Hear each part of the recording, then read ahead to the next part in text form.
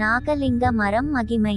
நாகம் குடை பிடிக்க உள்ளே லிங்கம் இருக்கும். அதியற்புத வடிவில் நாகலிங்க புஷ்பம் பூக்கும். பூவுலகின் மகத்தான நாம் வாழும் காலத்திலேயே நாகலிங்க மரம் இன்றும் தென்படுவது நாம் பெற்ற புண்ணிய பேரே. தினசரி நாகலிங்க மர தரிசனமே நம் உள்ளுள் கால சக்தியையும் கால உணர்வையும் இயங்க வைப்பதாகும்.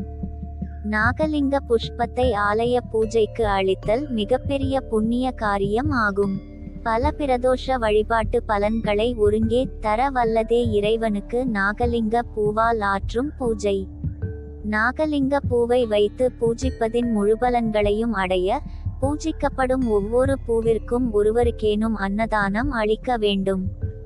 நாகலிங்க மரம் இயற்கையான யோக அக்னியை பூண்டது.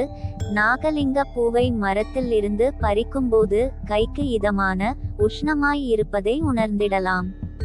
ஒவ்வொரு நாகலிங்க பூவும் உள்சூட்டுடன் இருக்கும். இதுவே யோக புஷ்ப தவச்சூடு ஆகும். இதன் ஸ்பரிசம் மனித மூளைக்கு மிகவும் நல்லது. ஒவ்வொரு நாகலிங்க பூவும் சூரிய சந்திர கிரணங்களின் யோக சக்தியை கொண்டு மட்டுமே மலர்கின்றது என்ற அரிய விடயத்தை நாகசாலி சித்தரும் நாகமாதா சித்தரும் பூவுலகிற்கு மீண்டும் உணர்த்தினார்கள். மிகவும் சுலபமாக 100 ரூபாய்க்கு இப்போது அநேக நர்சரியில் கிடைக்கிறது. தங்கள் அருகிலினில் உள்ள சிவாலயங்களில் முன் அனுமதி பெற்று நாகலிங்க செடியை நட்டு நீர் ஊற்றி நன்கு பராமரித்து வாருங்கள்.